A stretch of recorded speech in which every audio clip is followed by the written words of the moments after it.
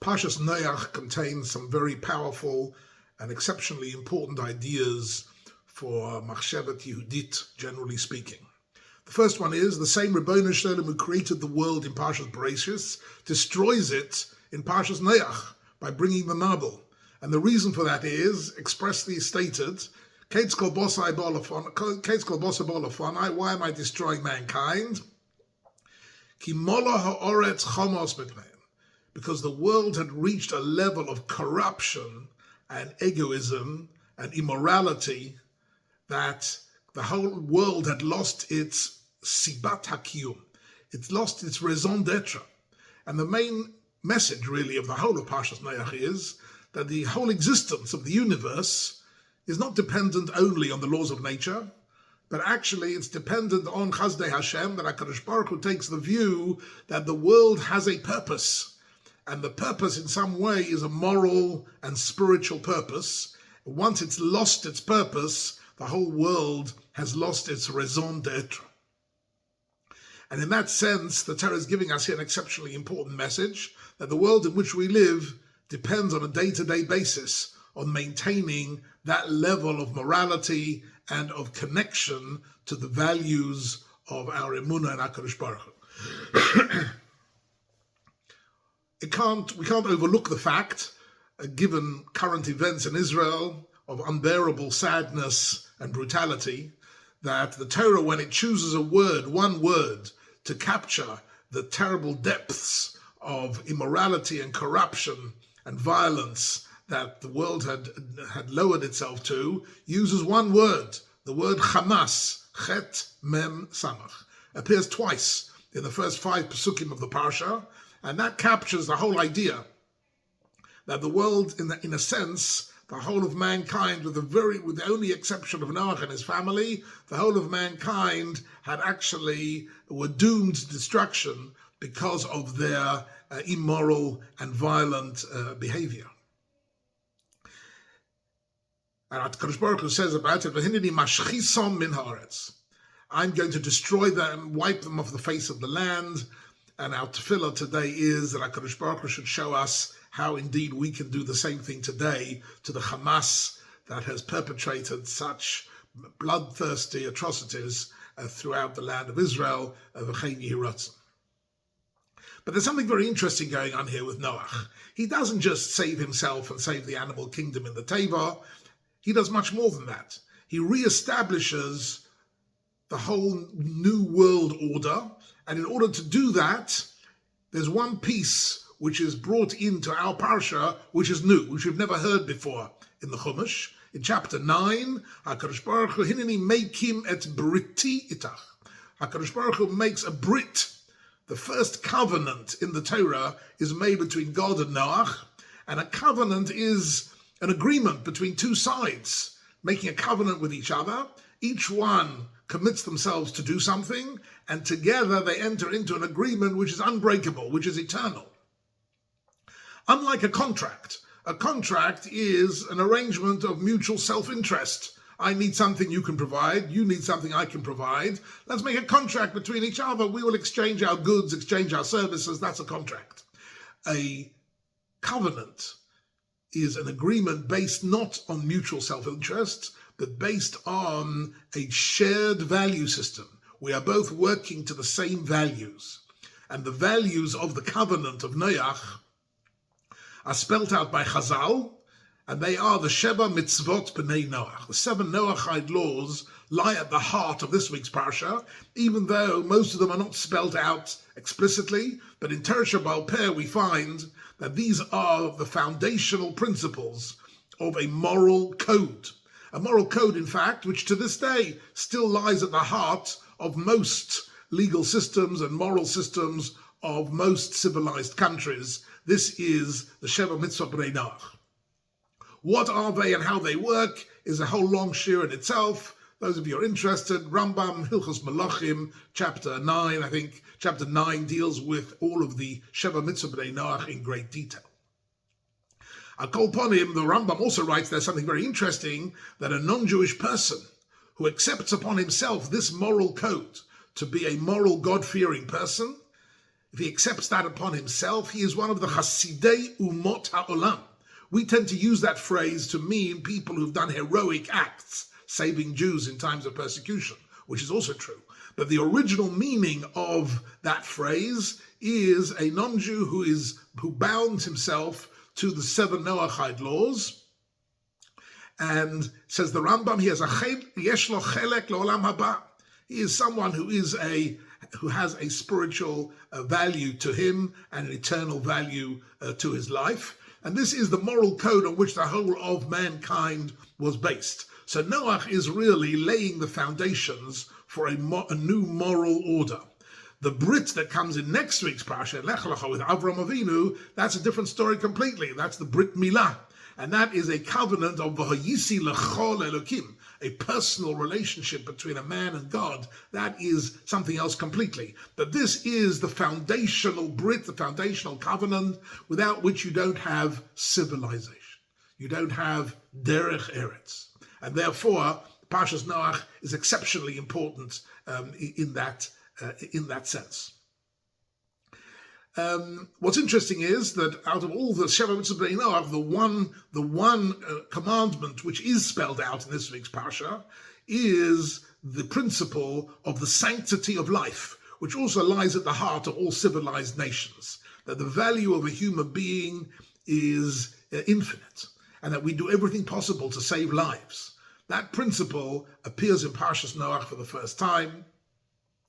And the Torah there says, "Shofech dam ha'odam ba'odam domo yishofech ki b'tzelem elokim osas ha'odam." HaKadosh Baruch Hu created the human being b'tzelem elokim with something of infinite value, and therefore anybody who slaughters another human being has given up his right to live, and domo yishofech, and he is guilty and has to be executed. So this is one of the Sheva Mitzvot Bnei Noach, the only one that's spelt out in detail, and as I say, sadly, in light of current events, the one which is most pressing to see people who, without any hesitation, are willing to slaughter unarmed, harmless men, women, and children just in order to create mayhem and to cause pain and suffering. This is a sign of the Dor Hamabul, the Hineni Mashchisam in Haaretz, about which HaKadosh Baruch Hu has promised us to wipe them off the face of the earth.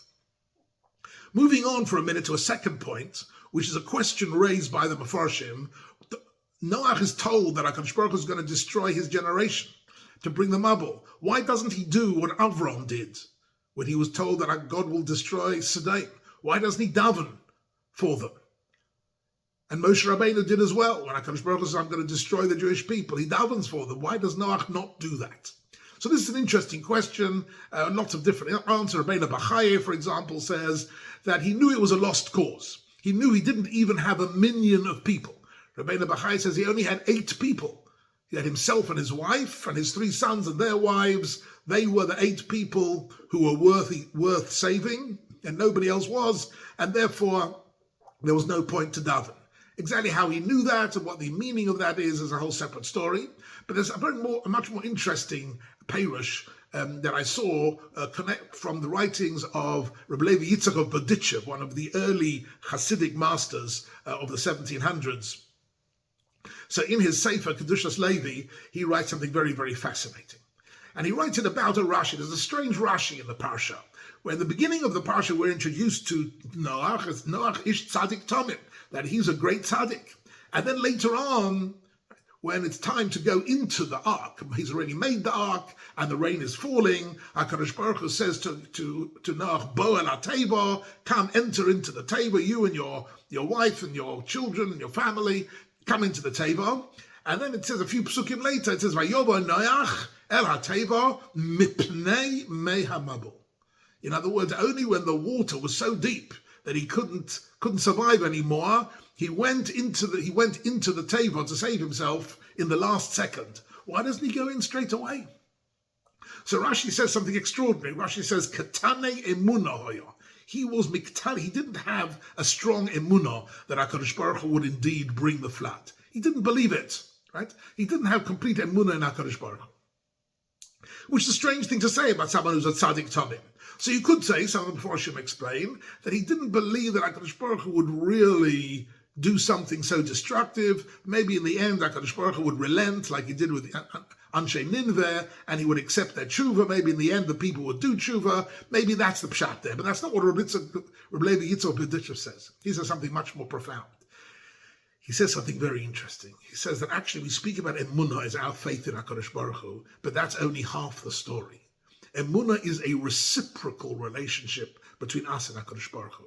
It's our faith in God and his faith in us. That HaKadosh Baruch Hu has emunah in us, that we will fulfill our shlichut here in this world. Right? And it's connected to a pasuk in Eicha chapter 3, Chadoshim laBekorim, Rabbo emunosecha. We lift this phrase, Rabbo emunosecha, into the Moida Ani. We say first thing in the morning, Rabbo emunosecha means we're saying to HaKadosh Baruch Hu, how great is your emunosecha, your emunah in us. You've brought us a new day. You've given us a new day, new Chazdei Hashem, and that is a sign of your great emunah that we have what it takes to fulfill our role, to fulfill our avodas Hashem in this world. That is Rabbo Emunosecha. Says the Rabbi Yitzhak Berditchev that Noach was not lacking any emunah in HaKadosh Baruch Hu, but he didn't have emunah in himself. He didn't believe that he himself was worthy to be saved. He didn't believe that his tefillos would be answered. He didn't believe that Korov Hashem l'chol koirov, l'chol asher yikrov, and he couldn't quite get himself to believe that, and that was the problem that Noach had. And in that sense, Noach was miktane emunah. And every one of us has to really learn from that, in a sense, that Noach had this weakness. Even though he's a great tzaddik and he does great things and he has a covenant with HaKadosh Baruch Hu and he establishes a new world order, but actually he could have had more emunah in himself. And in that sense, Noach did some great achievements, but he wasn't the beginning of Am Yisrael. Jewish history begins with Avraham Avinu, not with Noach, because he has this particular weakness. Be'ez Hashem, we're looking forward that HaKadosh Baruch Hu should bring a Yeshua to Klal Yisrael, help us out of one of the most difficult parshas, one of the most difficult eras I remember ever in Medinat Yisrael, and for the whole of the Jewish people worldwide, facing a backlash from the Muslim world and facing some unrelenting, murderous Hamas people. It's something really unthinkable. And we never dreamt we'd have to face this. But let me tell you an interesting gematria just to cheer you up a little bit. There's a very interesting, one of the phrases that Moshe Rabbeinu uses in Shemos chapter 3, when he comes to tell the Jewish people, that's it, Mitzrayim is finished. We're going to go, Me'avdos L'cheiros, HaKadosh Baruch Hu sent me to take you out of there. Right? So he says to them, HaKadosh Baruch Hu says to Moshe Rabbeinu, when you go and tell them this message, there's a special word I want you to use, a key word, a code word, and that is Pokod Pokadati Eschem. I have certainly remembered you. You think I haven't remembered you? I have remembered you, and I'm going to take you out of Mitzrayim. Pokod Pokadati Eschem, says Rashi. What was special about this phrase? Because Yosef had used this phrase in the very end of Parshas Vayechi. Pokod Yifkod Elokim Eschem, he says. He used this double language of Pokod Yifkod, and indeed Yaakov before him had used this phrase as well. Pokod Yifkod Elokim Eschem. So Yaakov and Yosef had set the tone, and Moshe now takes this double language of HaKadosh Baruch Hu, definitely remembers us, and will take us out of hardship. Pokod Pokadati Eschem. So the beginning of this gematria is in the Balaturim already on the spot. He says, Pokoid is a gematria 190. That Moshe Rabbeinu was saying that even though you've been told you'll be 400 years in Mitzrayim, I'm taking you out after 210, 190 years earlier. That's one pshat. But there's a beautiful pshat for our day today, something which should give us all a sense of Yeshua, a sense of closeness to HaKadosh Baruch Hu, and that is that Pokod Pokadati. Those two words have a gematria of Tofshin Pei Dalet. Our new year that started a few weeks ago, Tofshin Pei Dalet, is a gematria of Pokod Pokadati. HaKadosh Baruch Hu will not forget us.